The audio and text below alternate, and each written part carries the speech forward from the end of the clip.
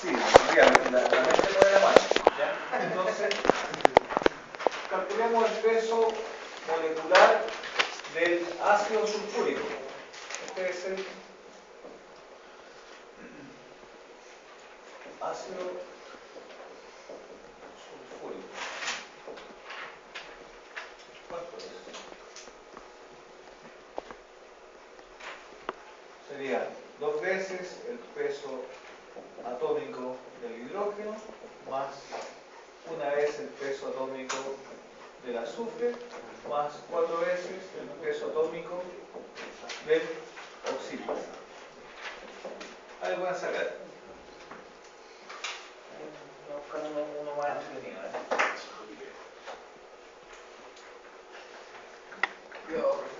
Profe. ¿Sí? Ya. Voy a aprovechar y introducir al tiro peso molecular del Cu.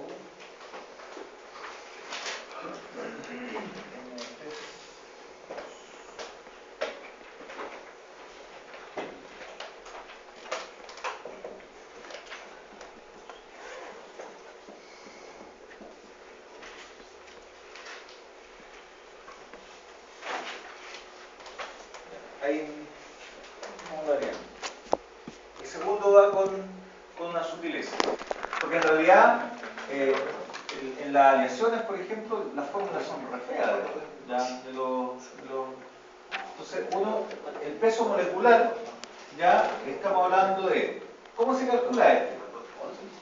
Y presten atención porque se fijan, acá el cobre está combinado con este se llama radical, ¿ya? Nitrato, ¿ya?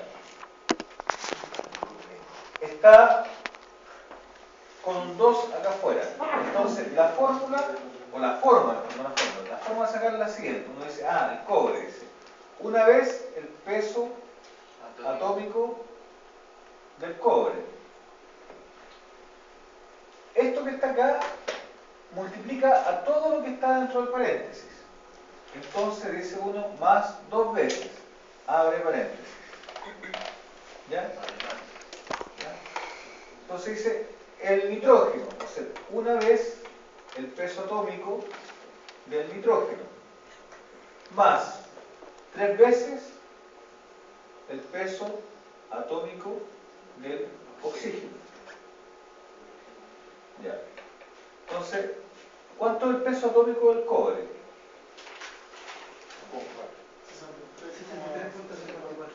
63,54. Más 2 veces, abre paréntesis, el peso atómico del nitrógeno. 14. 1 por 14, ¿cierto? Más 3 veces por 16. ¿Ya? Esto que está acá, me queda 14, 3 por 16 son 48. ¿Cierto? Entonces, 14 más 48, ¿cuánto es? 62. 62. Por lo tanto, esto queda 63,54 más 2 por 62. Y eso es 124. Por lo tanto, ¿cuánto nos queda esto? 187,74.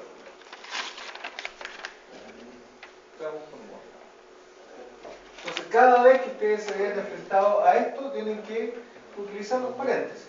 Si ustedes lo hacen así, carreteramente, nunca se van a equivocar. ¿Sí?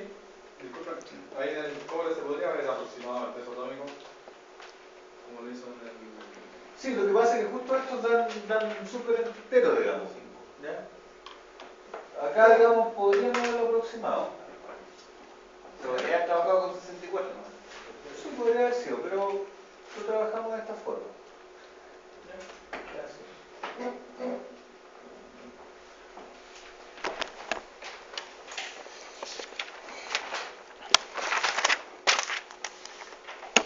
Entonces, ¿por qué?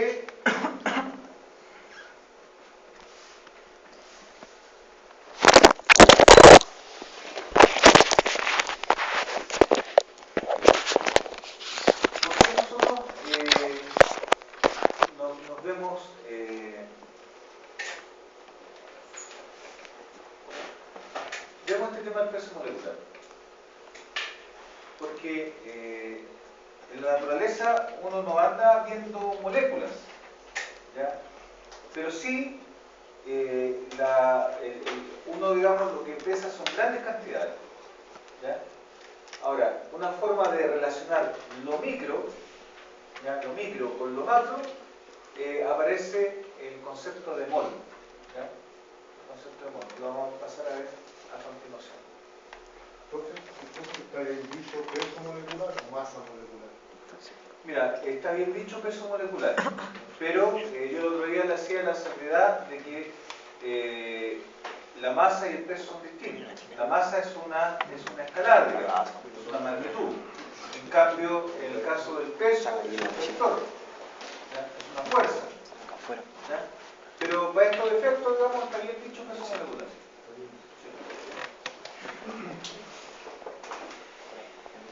Podríamos llamarle la masa una molécula, digamos, que es el más purista.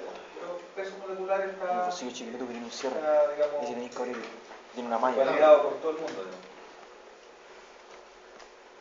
Entonces, de acá vamos a ver la importancia que tienen los pesos moleculares.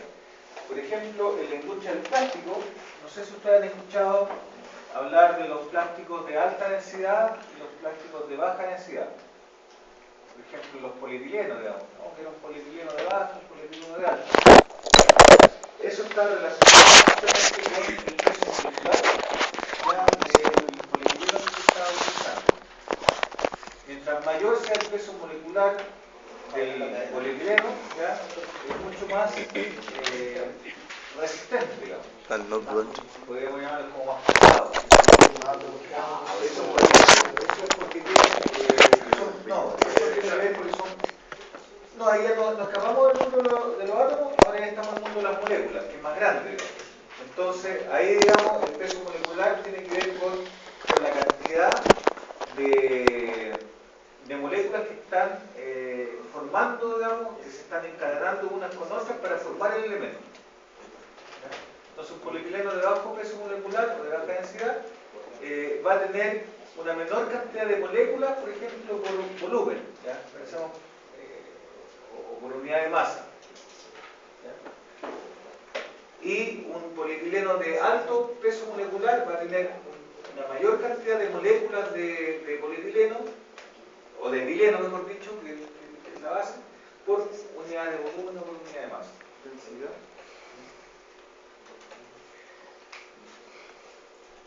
Y el peso molecular sí tiene bastante uso práctico. Ahora lo vamos a empezar a ver. Entonces, esto que nosotros tenemos acá es la fórmula química, como dice ahí, e indica el número relativo de átomos que existe en una sustancia. ¿Qué nos indica esto? Nos dice que 2 átomos de sodio se combinan con un átomo de azufre y con 4 átomos de oxígeno. Eso es lo que nos está diciendo la fórmula química. Nos muestra cómo se relacionan un elemento con otro. Cuando se relacionan en estas proporciones, y ahí es donde estamos utilizando el concepto que nosotros vimos anteriormente, ¿ya? Nosotros obtenemos la molécula del sulfato de sodio. ¿Ya? Si nos vamos por este otro lado de acá, voy a ver. Lo que está encargado de que una mayúscula con una minúscula es un elemento. Solo las mayúsculas. No, lo que pasa es que el sodio, esa es su fórmula química, digamos. La N grande con la letra chiquitita, digamos. ¿Ya? Pero esa es la nomenclatura. Lo mismo va a pasar con el cloro, el Cl. No es lo mismo tener una C con mayúscula con una L mayúscula con una C. Exacto, pero eso pasa por la nomenclatura que se definió para el cloro, para el sodio, para el berilio. ¿Tiene alguna base esa letra que se puede antes? Mira, la verdad tiene una base, pero no me la sé, digamos. En algún momento me lo pasaron y yo en otras pastillas se me olvidó que no tiene relevancia. No es relevante. No es relevante, eso es como remontarse la historia. Se lo importante es que es un botón que cuando tiene esto, digamos, corresponde al sodio. Entonces, siguiendo con esto, la fórmula química nos indica cómo se combinan los elementos unos con otros. ¿Ya? Y dentro de eso es importante obtener el peso molecular, que se obtiene de la forma como yo le acabo de decir. ¿Cuál es la gracia? ¿Ya? Que estos coeficientes ya nos indican ya el número de átomos de sodio que se combinan con los átomos de azufre y con los átomos de oxígeno para dar este compuesto. Y si nosotros a este compuesto o a esta molécula, porque esta es una molécula, le sacamos un peso molecular, ¿ya? Ese peso molecular va a ser único y exclusivo para este compuesto. ¿Por qué es importante el peso molecular? Porque aquí vamos a introducir otro concepto, ¿ya? Que es el de mol. Profe, ¿y la letrita chica que dice estado? ¿No disculpa? Esa S es entre paréntesis. Ah, sí. Lo que pasa es que esto que está acá se llama el estado de agregación. O sea, el estado de agregación significa si el compuesto va a estar en estado sólido, líquido o vapor o gaseoso. ¿Ya? Entonces, eso le indica el estado.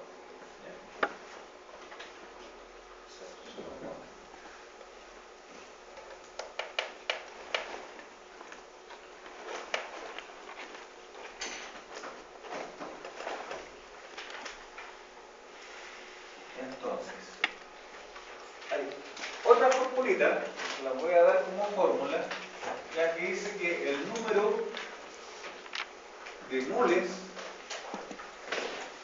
que lo vamos a representar como una n chica, es igual a la masa partido por el peso molecular. Ahora, ¿qué es lo que es el número de moles? ¿Ya? Y aquí es donde vamos a introducir el concepto de mol. ¿Ya? Por ejemplo, cuando ustedes van a la zapatería, ¿cómo compran un zapato? Por par, ¿cierto? ¿Cómo te dicen? Un par. Cuando decimos un par de zapatos, ¿cuántos zapatos contiene ese par? Dos, ¿cierto? Si ustedes van a comprar huevos, ¿cuál es la unidad que se ocupan para huevos? Las docenas, ¿cierto? Y entonces uno dice, dame 2 docenas de huevos. Y uno sabe inmediatamente que está comprando 24 huevos, ¿no? O dame 3 docenas, etc. Ya, con el concepto de mol es lo mismo. ¿Ya? La única diferencia es que el número que va asociado a este concepto de mol es un número mucho más feo, digamos. ¿Ya? Y ese número ya se llama número de Avogadro. De Avogadro. Y es igual a 6,023 por 10 elevado a 23 átomos. ¿Es una constante? Es una constante. Y tiene ese nombre, número de Avogadro. Avogadro. Ahora, ustedes todavía no ven notación científica. Estamos viéndolo. Ya. Entonces, la notación científica, esto nos dice que es una cantidad inmensa. Que reducirla. Inmensa de átomos. ¿Ya? Inmensa de átomos. Entonces, cuando nosotros hablamos de un mol, significa que tenemos 6,023 átomos, si es que estamos midiendo un mol de un elemento, o son 6,023 por 10 a la 23 moléculas, si es que estamos hablando de un mol de un compuesto. El número de partículas. Ya. Nosotros dijimos que el elemento,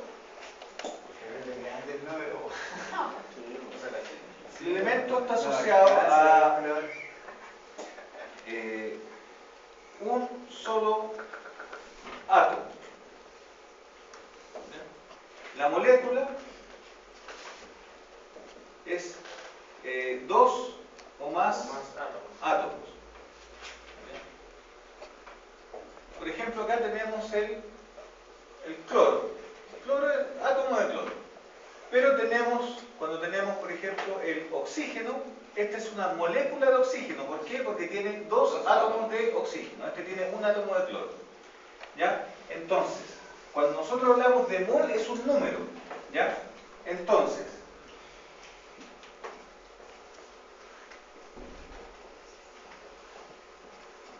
nosotros podemos tener moles de átomos o moles de moléculas. Por ejemplo, si yo tengo acá, les digo yo, sodio, ahí vamos a tener, cuando un mol de sodio va a ser 6,023 átomos de sodio. O puede ser. Pero si tenemos agua, yo le digo tenemos un mol de agua, ¿cuántas moléculas de agua tenemos? 6,023 por 10 a la 23 moléculas de agua. ¿Por qué? Porque esto es una molécula. Y el elemento solito es un átomo. Entonces, ¿Átomo o molécula? átomo o molécula. Lo importante es que cuando nosotros hablamos de mol, significa que estamos hablando de este número. La cantidad de... Claro. Por ejemplo, si el número de Avogadro fuera 12, ¿ya? O sea, y que el mol fuera la docena, suponte, entonces cuando tú dices tengo 2 moles de sodio, significa que tengo 24 átomos, pero como no es la docena, sino que es este número de Avogadro que es re feo, ¿cierto?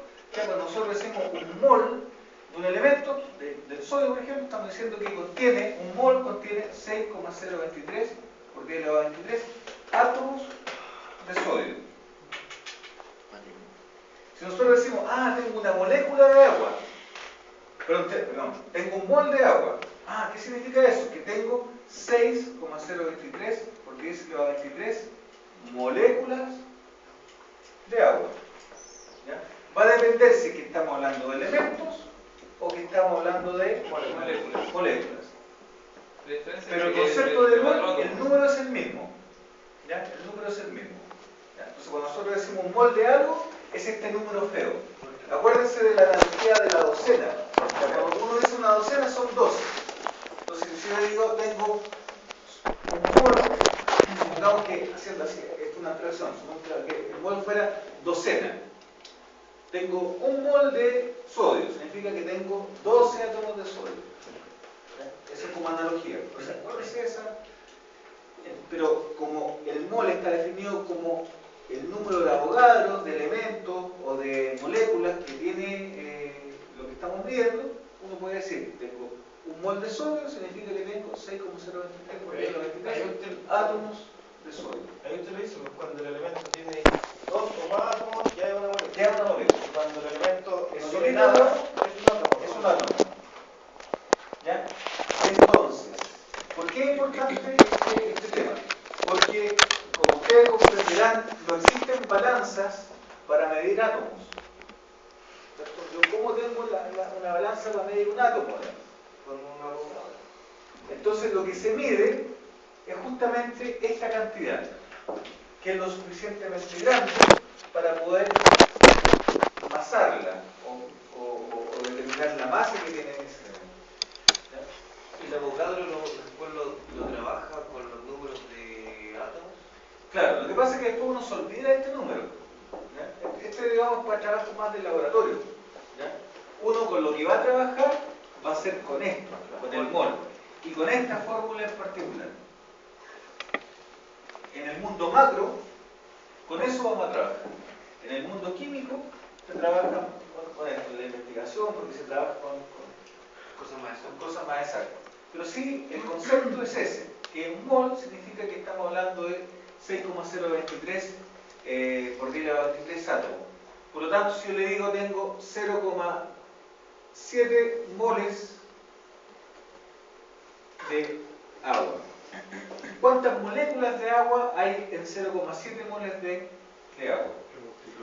Habría que multiplicar 0,7 por 6,023. Y ahí uno sabría la cantidad de moléculas de agua que hay en 0,7 moles. Y eso yo lo puedo mirar por los ejercicios de la prueba, me dará el porcentaje de... Claro, lo que pasa es que ahora vamos a entrar en la verdadera utilidad que tiene este No cuento. vaya a tener ningún ejercicio, ¿verdad? ¿Para qué lo dije? En la verdadera utilidad. ¿Ya? Ya. Entonces, yo no voy a entrar en mayores profundidades de esto. Lo vamos a ocupar en algún ejercicio o vamos a hablar siempre de moles. Esto. ¿Qué significa? Dice moles igual a N, ¿qué significa? Por eso, número de moles la evaluación por N, Esa es chica. la simbología de Esa mol. es la simbología, que es igual a la masa partido por el peso molecular. Si estamos hablando de número de un elemento, eso va a ser por el peso atómico. Recuerden, Puede ser gramos mol. la unidad es gramos mol. De arriba a ser gramos. Claro, la unidad de esto, si lo colocamos acá, la unidad va a ser gramos partido por mol. ¿Ya? Entonces, hagamos un ejercicio para ir...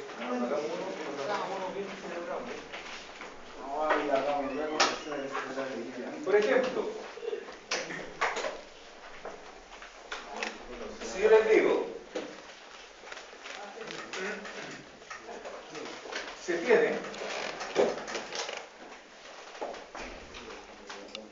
485 gramos de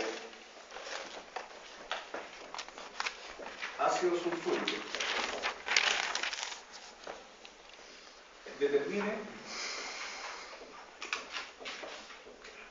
el número de moles de ácido sulfúrico. ¿Cómo lo haría? Sacamos la briga. Tenemos 98 dividido por el Ustedes ya sacaron el peso molecular. Por lo tanto, número de masa. nosotros decimos el número de moles del ácido sulfúrico va a ser igual a la masa. ¿Cuánto es la masa? 485 gramos partido por el peso molecular. ¿Cuánto es el peso molecular? ¿Ustedes lo sacaron? 98. 98 gramos partido por mol. Se nos van los gramos y eso cuánto nos queda. M, es una M la que está antes del... La N chica, digamos. En la simbología de En la simbología de mol, N chica, nosotros la vamos a utilizar como nomenclatura, que significa el número de moles. 4.94. ¿Cuánto? 4.94. 4,94 mol de ácido sulfúrico. ¿Ya? Profe, ya le colocó gramos, ¿no? En la fórmula arriba, anterior, allá dice el número de moles.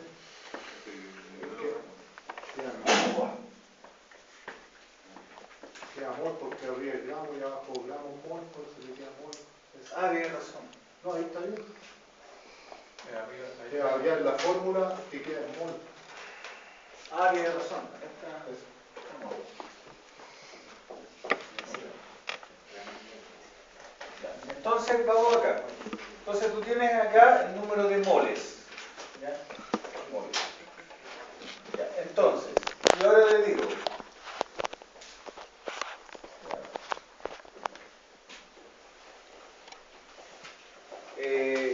Calculen el número de moles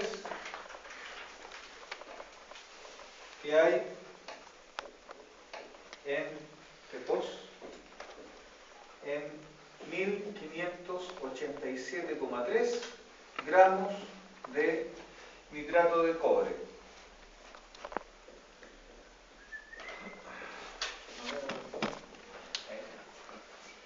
Número de moles que hay en 1587,3 gramos de nitrato de cobre.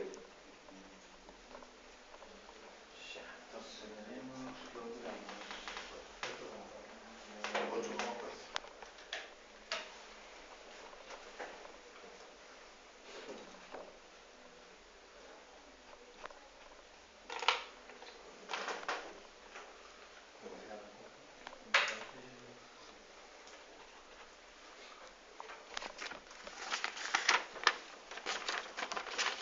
¿La hizo?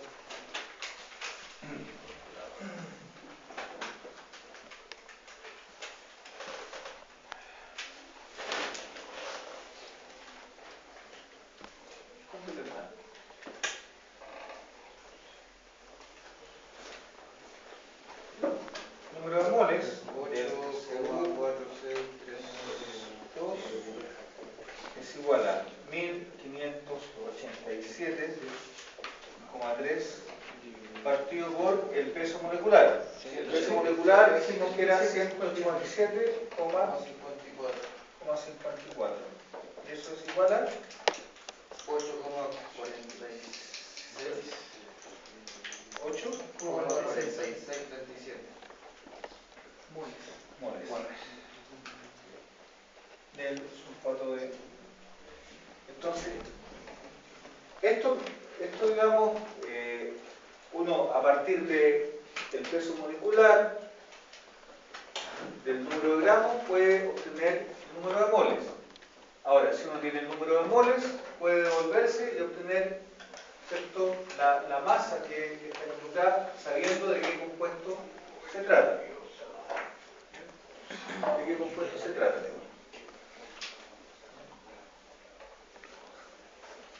Entonces, lo importante es que esto sí tiene uso. ¿Ya? Tiene uso. El peso molecular, los moles se usan bastante.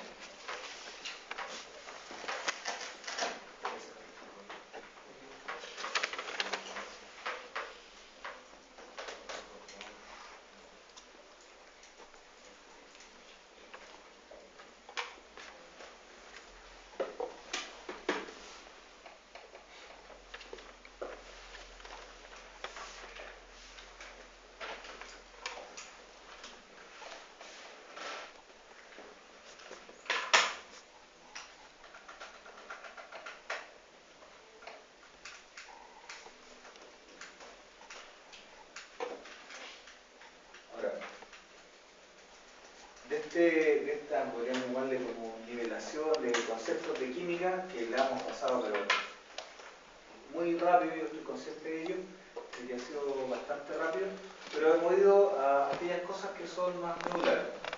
Esto que estamos aplicando acá, ¿ya? ¿Para qué nos va a servir? Para lo último que nosotros vamos a ver del repaso de química, ¿ya? Que es nuevamente el balance de materiales, pero ahora en moles. Profe, ¿Sí? todo esto que usted está viendo ahora, por ejemplo, ¿dónde puedo aplicar? O sea, ¿dónde sale todo este tipo de ejercicio? En cualquier libro de química. Pero esto ya comienza a aparecer, no sé, en materia de primero medio, segundo medio. En esos tipos de libros aparecerá. Sí, se aparece, digamos. ¿Sí? Aparece. Tercero y cuarto medio aparece. Ya. Pero, digamos, cualquier libro de química en general ya te va a aparecer. Ya te va a aparecer. Bien. Así que. Alguno que sea La bibliografía. didáctico, que sea así como más entendible, teniendo poco. El Chan trae esquemas, ¿cómo se llama? Chan. Bueno, a buscarlo, loco, porque igual para enchufarte más.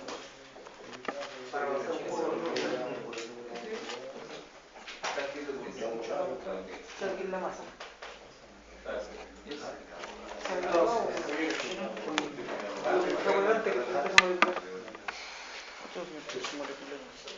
No sé, loco, si yo no cacho todavía. Nitrógeno, No le cacho. nitrógeno de cobre, ¿cómo es? ¿Nitrato de cobre? Nitrato de cobre. Eso que está dentro del paréntesis, ¿es una molécula? Claro, esto es una molécula que se llama radical. ¿Ya? Lo que está dentro del paréntesis. Porque esta forma de combinarse el nitrógeno con el oxígeno siempre se da.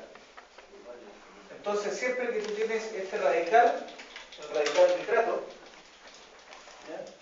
Acá, este funciona de la siguiente manera. Ahí. ¿Qué significa eso? Que usted se puede identificar, siempre andan agrupados de la misma forma, y eso se le llaman radicales.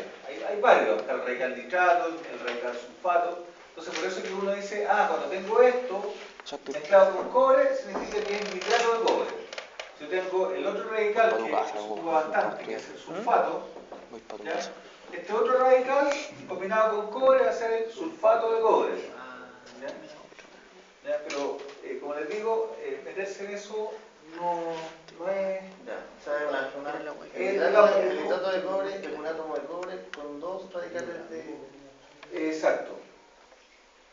Que mejor, digamos, un átomo de cobre se está combinando con dos radicales de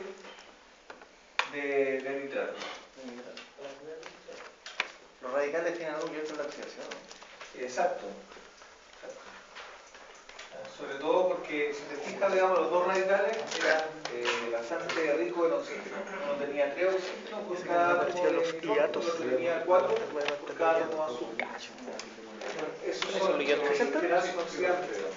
¿Cachaste, David? Y lo que voy a dejar enunciado, antes de hablar de palabritas con ustedes, antes de que terminemos. Pues Mateo. Lo que nosotros deberíamos ver y terminar la próxima clase, antes de entrar en el tema de los metales, es el tema de la estequiometría. Eso es lo que dio en la... La próxima clase, estequiometría. Eso es lo que dio en la hoja, profe. ¿Esta es la guía? Esa es la guía que dio usted, ¿sale eso? Sí, Es el balance de ecuaciones. es el balance de ecuaciones.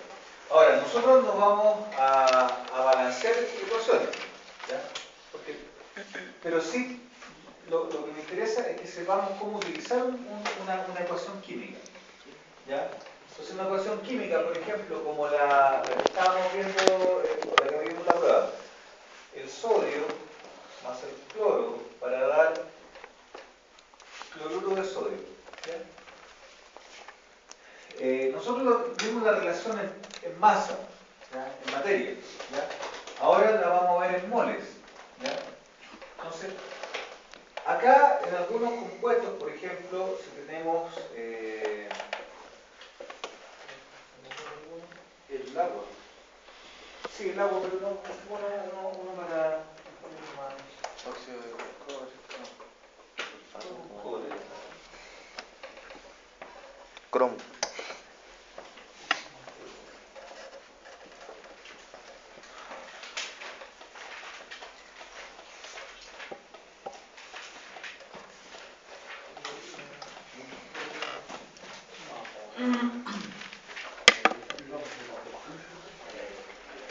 Que a ustedes no les interesa, digamos, cómo funciona, digamos, cómo se genera, pero sí la ecuación es la que nos manda.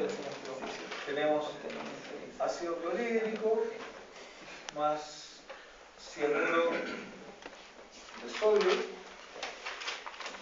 se transforma ácido cianhídrico más sal.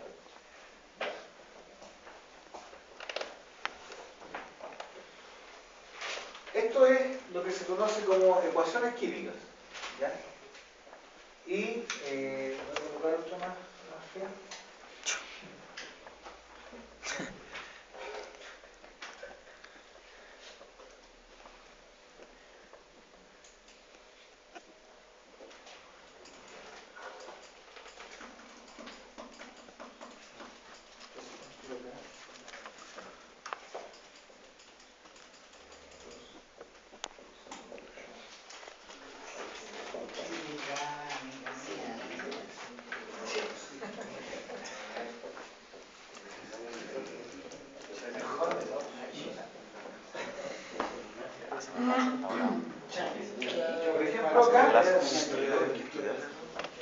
Por ejemplo acá tenemos otra ecuación química.